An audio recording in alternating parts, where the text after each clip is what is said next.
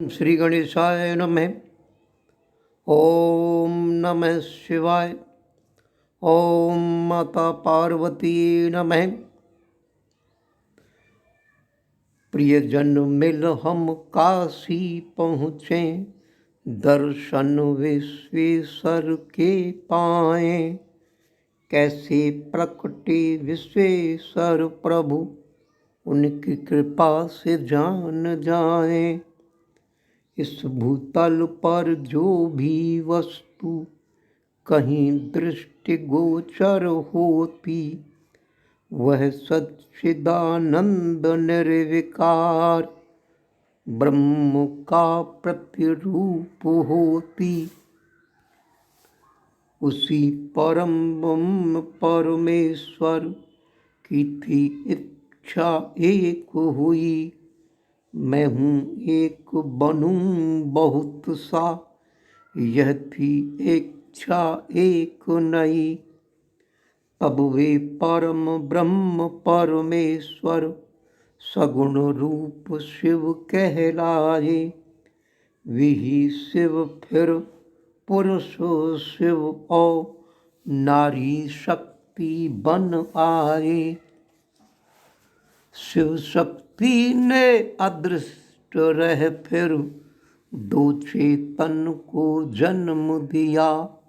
शिव तत्व को पुरुष बनाया, शक्ति प्रकृति बना दिया। देख परस्पर रूप दोनों महान संशय पड़ गए। उनका संशय समझ करके व्योम से निकले वचन नए। तुमको करनी होगी तपस्या, सृष्टि विस्तार तुमसे होगा। परम ब्रह्म परमेश्वर इच्छा का भी निस्तार तुमसे होगा।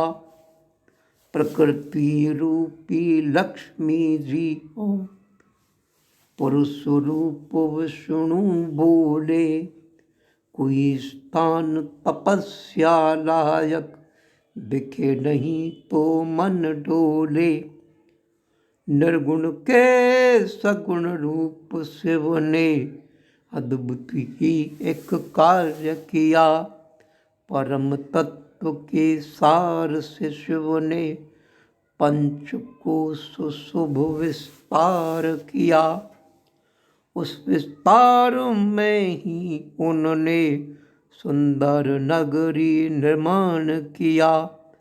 उस पावन नगरी को शिव ने पंचकोशी नाम दिया। पंचकोशी नाम दिया। नगरी में थे सभी आवश्यक उपादान निर्मित किए। तप के हेतु जो आवश्यक सभी तत्व संचित किए। नगर का निर्माण करके पुरुष पास था भेज दिया। पुरुष विष्णु वह नगर आकाश में लाकर पुरुष पास था रख दिया।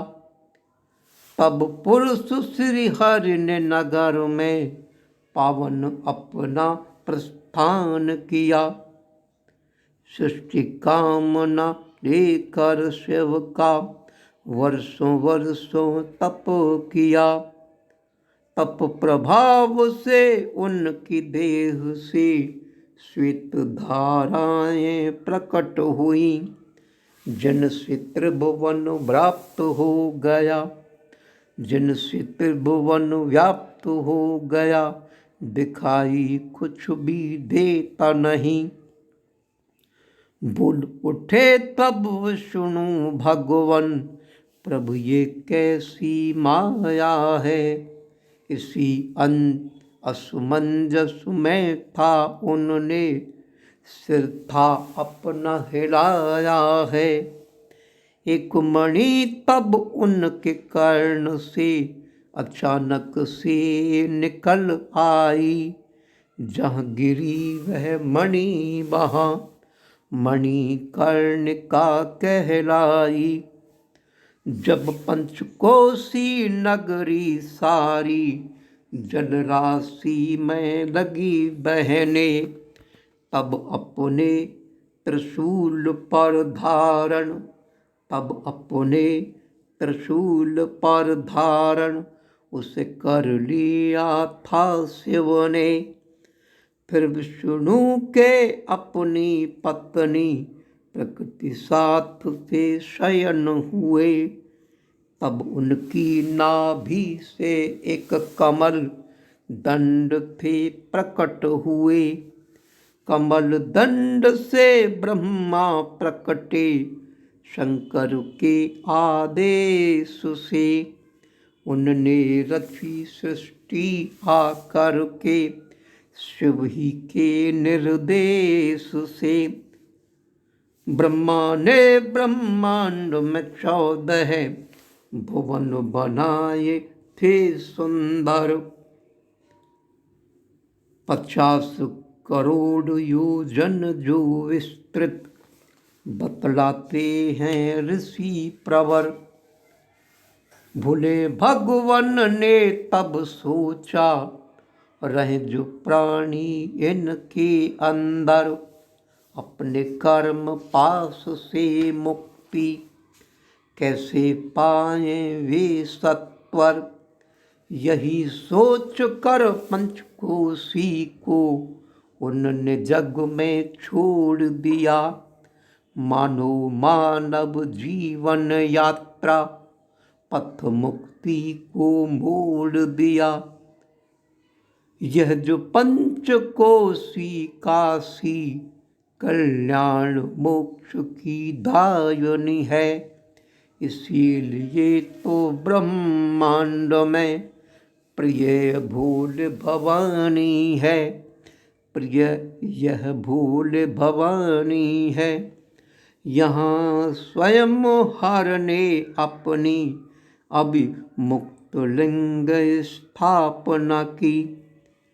काशी नष्ट नहीं होती है महाप्रलय के होने पर भी। महाप्रलय के समय स्वयंभू इस त्रिशूल धारण करते, पुनः सृष्टि संरचना होने पर उत्तार इसे पृथ्वी धरते। कर्मों का कर्षण करने से, कर्षण खींच कर निकाल फेंकना, इसको काशी कहते हैं। अविमुक्तेश्वर लिंग रूप में यहाँ सदा शिव रहते हैं। महापात की प्राणियों को भी यह तो मोक्ष प्रदाता है। भोले भगवान को यहाँ रहना कैलाश समान ही भाता है, कैलाश समान ही भाता है। यहाँ निवास करते यदि प्राणी पाशुपत योग अपनाता, वह भोग और संग मोक्ष फल दोनों को प्राप्त कर पाता। रोम रोम में भस्म रमाए वे पाशुपत कहलाते हैं। नग्न विकृत वेश निष्प्रह अपग्रही पाशुपत संज्ञा पाते हैं। ब्रह्मचर्य युक्त जटा धारण कर भस्म रमा कर जो रहते, मिट्टी का वे पात्र हाथ ले यत्र तत्र ही हैं बहते। उनके लिंग रूप की पूजा चिंतन और ध्यान करते, वे प्राणी इस जग में रहकर पाशुपत योग प्राप्त करते। चाहे विवाहित चाहे कुमार, या बालक वृद्ध जवान, पवित्र या अपवित्र नारी, रोगी स्वस्थ सभी इंसान। विवाहिता विधवा वंध्या, रजस्वला प्रसूता नारी, संस्कारहीना संस्कृत भारी, मोक्ष पाती हैं वे सारी। कैसा भी हो चाहे प्राणी, भक्त दुष्ट चाहे हो पापी, हो उदार वह दानी मानी, भरा हो चाहे आपाधापी। नाम जपे न धर्म को जाने, अपने को कर्म सारे जाने। कितना भी उसको समझाए, बात किसी की कभी ना माने। यहाँ आकर जो भी मर जाए, मोक्ष फल को वह पा जाए। क्रियमाण संचित कर्मों का, उसके नाश है हो जाए। पर प्रारब्ध तो हर प्राणी है अवश्य ही भोगने आता, लेकिन यहाँ व्यक्ति अपने प्रारब्ध से मुक्ति पा जाता। अन्य मोक्षदायक धामों में व्यक्ति सारूप्य मुक्ति पाता, केवल काशी नगरी वासी सायुज्य मुक्ति है पाता। सायुज्य मुक्ति है पाता। सारूप्य मुक्ति का आशय है भगवान शिव के रूप को प्राप्त होना, उनके जैसा रूप, उनके जैसी क्षमता, अपना पन प्राप्त कर पाना। लेकिन सायुज्य मुक्ति का अर्थ है स्वयं शिव ही हो जाना।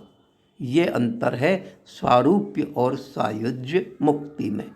पंचकोशी यह काशी नगरी, करोड़ हत्या पाप नाशुनी, देव अमर मन मरण की, इच्छा एक सदा निवासनी। कारण एक यही है केवल, भूले यह वास करते हैं। अपनी शरण में आए प्राणी, के मन का विश्वास भरते हैं। त्र्यंबकेश्वर। पूर्व काले विख्यात गौतम, एक ऋषिवर रहते थे। परम धार्मिक पत्नी उनकी, जिसको अहल्या कहते थे। महाराष्ट्र के नासिक नगरे, ब्रह्म नाम के पर्वत पर, पति पत्नी दोनों ही मिलके तप में रहते थे तत्पर। एक बार था उस क्षेत्र में, घना घोर दुर्भिक्ष पड़ा। दिखे हरे ना पत्ती पत्ते, ऐसा आया समय कड़ा। वहाँ से सारे जीव जंतु भी अन्यत्र पलायन कर गए। दोनों ही वे पति पत्नी थे, वहाँ अकेले रह गए। फिर वे दोनों पति पत्नी ही वरुण देव का तप करें। प्रसन्न हो वरुण देव तब उनसे आकर प्रश्न करें, उनसे आकर प्रश्न करें। बोलो ऋषिवर क्या कहते हो, मुझको क्यों कर याद किया। ऋषि ने उनसे उस क्षेत्र में वर्षा हेतु निवेदन किया। वरुण देव ने कहा, हे मुनिवर, वर्षा हो ना इंद्र विरोध, लेकिन जल की कमी निवारण एक उपाय करता हूँ शोध।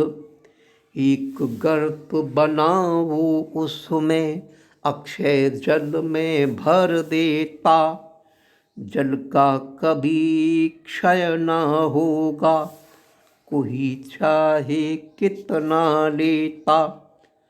पृथ्वी पर तुम्हारे नाम से ख्यात यह स्थल होगा, दान होम तप देव पूजन में सहायक यह जल होगा। यह कह कर के देव वरुण तो पल में अंतर्धान हुए। तदनंतर थे गौतम ऋषि भी परहित में निरभिमान हुए। यज्ञ कर्म हित धान और जौ आदि वहाँ पर बो दिए, और कई फल वाले वृक्ष भी बड़े प्रेम से रोप दिए। पुनः वहाँ ऋषि मुनि और जीव आकर रहने लगे, वे दोनों ही पति पत्नी भी परहित निरत रहने लगे। एक बार उस जल के क्रम में घटना एक थी घटित हुई। कुछ ब्राह्मणियाँ अहल्या से जल को लेकर कुपित हुई। गौतम का अनिष्ट करने को निज पतियों को उकसाया।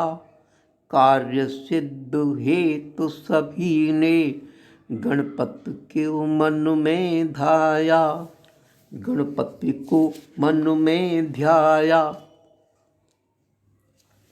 आराधन के वशीभूत हो गणपति जी को आना पड़ा। उनकी सारी दुर्भिलाषा को भी मन में लाना पड़ा। पहले उन्हें बहुत समझाया, करते हो क्या आप रे, करते हो क्या आप रे। एक तपी पीड़ा पहुँचा कर लगता भारी पाप रे। किसी बात जब वे ना माने तथास्तु उनको कहना पड़ा।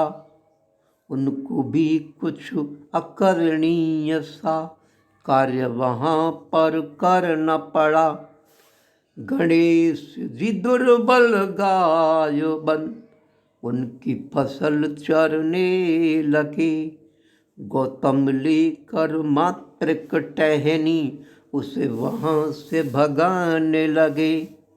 बस वह तो धड़ाम से गिर कर मृत्यु को प्राप्त हो गई। सारी दुनिया छिपी प्रकट वह वहाँ पर तत्पल हो गई।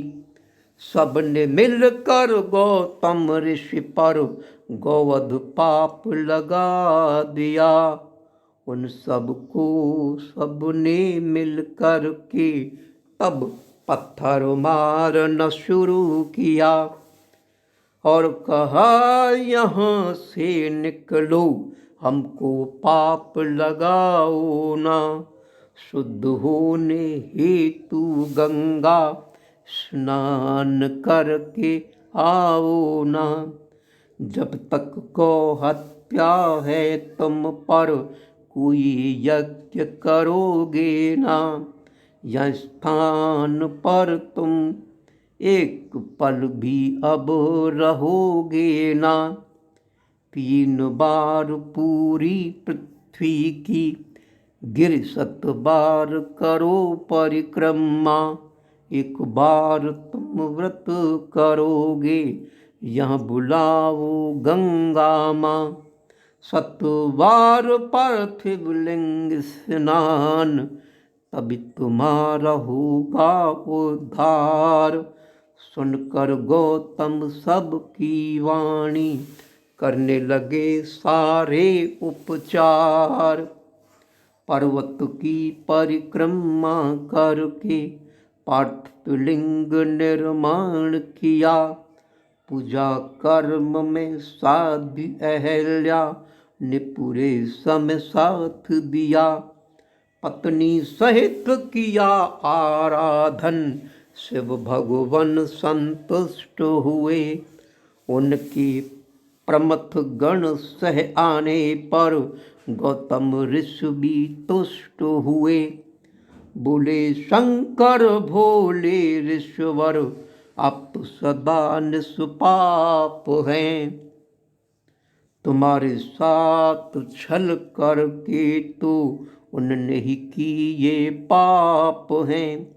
बल्कि तुम्हारे दर्शन मात्र से लोग इस पाप हैं हो जाते, लोग निष्पाप हैं हो जाते।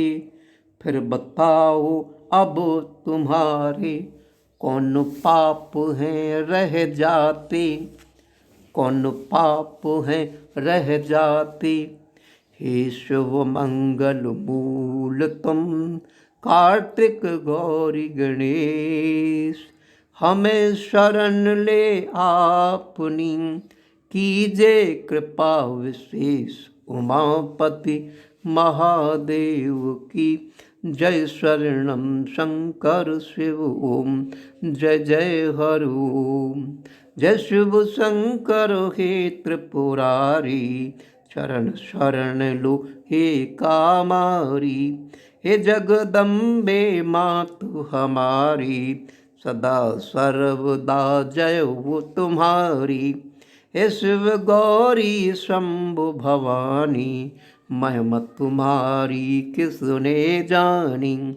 अकथ अनाद अनंत कहानी, शिव चरितम संक्षेप बखानी, शिव चरितम संक्षेप बखानी। ओम नमः शिवाय। ओम माता पार्वती नमः।